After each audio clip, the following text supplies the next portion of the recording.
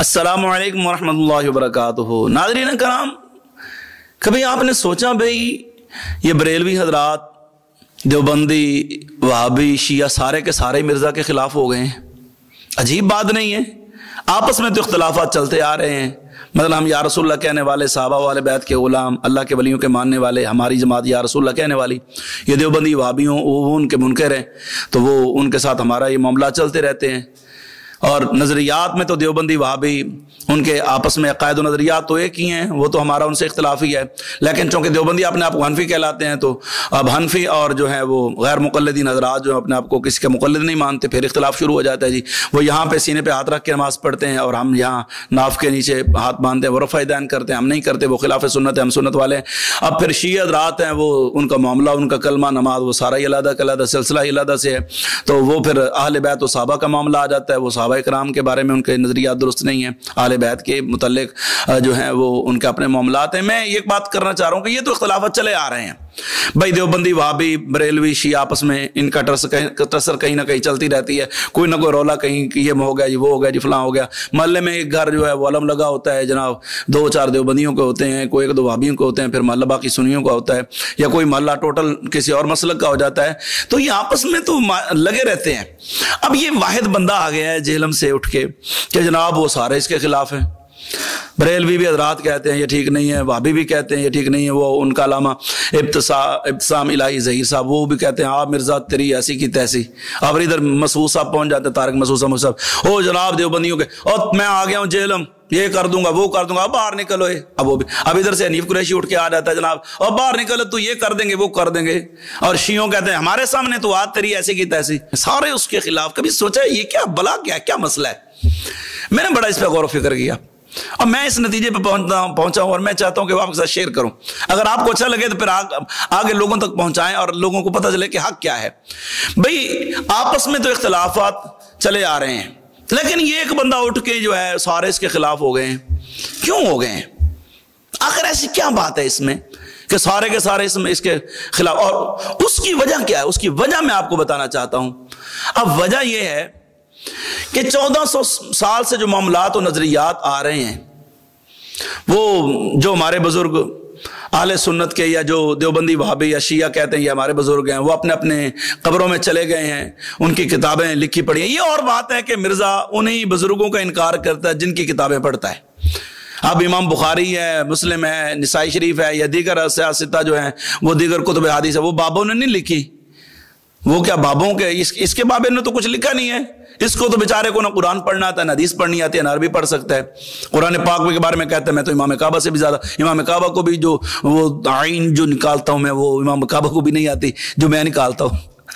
ये अजीब सी बातें करते हैं ना। चले वो तो एक, अब मैं ये कहना चाह रहा हूं भाई, अब ये सारे इसके खिलाफ, इसके असल में बात ये है कि ये मिर्जा का ही कमाल है और ये इसका ही हौसला है कि इसने वो जानशीन बनने की कोशिश की है किसी की। अब किसकी जानशीन बनने की इसने कोशिश की है और उसमें किसी हद तक वो कामयाब भी हुआ है। पता है किसका जानशीन बना है? वो जानशीन बना है जनाब शैतान का।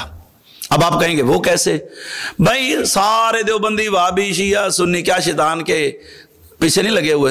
लोगों ने ओ बचो इससे, ये बड़ा खबीस है, इससे बचो, इसके शर से बचो, इससे मकर से बचो, इसके जनाब कारनामों से बचो, ये कर देता है, वो कर देता है। अच्छा उसी तरह क्या ये सारे हाथ धो के इस सबके पीछे लगे हुए? अपने कौम को नहीं कहते देवबंदी, वहाबी, शिया, सुन्नी सारे, और बचो इस मिर्जा से, वो बड़ा कमीना है, बड़ा खबीस है, ये है, वो फलां फलां फलां, नहीं कहते?